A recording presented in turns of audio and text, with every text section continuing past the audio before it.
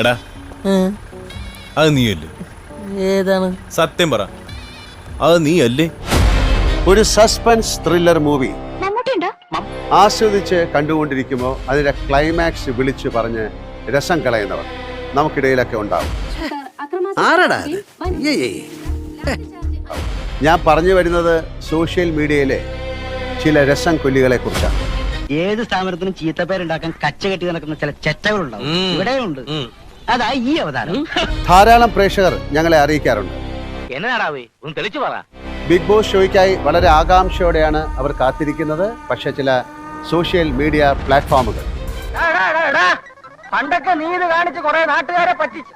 ഇനിയത് നടക്കൂല. ഊഹാപോഹങ്ങളുടെയും ചോർത്തിയെടുക്കുന്ന വിവരങ്ങളുടെയും അടിസ്ഥാനത്തിൽ ഇവൻ പറഞ്ഞതാ ടെലികാസ്റ്റിന് മുമ്പ് തന്നെ ഷോയിലെ വിവരങ്ങളെല്ലാം പുറത്തുവിടും. ഇവനൊക്കെ എന്ത് ചെയ്യണമെന്നറിയാവോ? വെടിവെച്ച് കൊല്ലണം. അത് ഷോ രസിച്ച് കാണാനുള്ള അവരുടെ അവസരം കളയുന്നുവെന്ന്. അവരുടെ പരാതികൾ വളരെ ശരിയാണ്. എന്റെ കർത്താവെ, ചാള കുഴയുന്നല്ലോ കുഴഞ്ഞല്ലോ.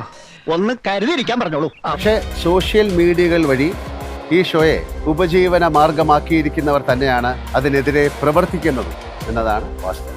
ഒന്നും പറയാൻ പറ്റാത്ത കാലമാ. എനിക്ക് 2 കേസ് അറിയാം. കുറുപ്പ് സാറിന് ഇപ്പൊ അവന്മാരുടെ കൈ കിട്ടിയ കുറുപ്പ് സാറിന്റെ കാര്യം പോക്കാം. ആധുനിക സാങ്കേതിക വിദ്യകളുടെ ഈ കാലത്ത് അത് ചെയ്യുന്നവരെ കൃത്യമായി നിയന്ത്രിക്കാനും തടയാനും ഞങ്ങൾക്കറിയാം. അത് ഞങ്ങൾ ചെയ്തിരിക്കും.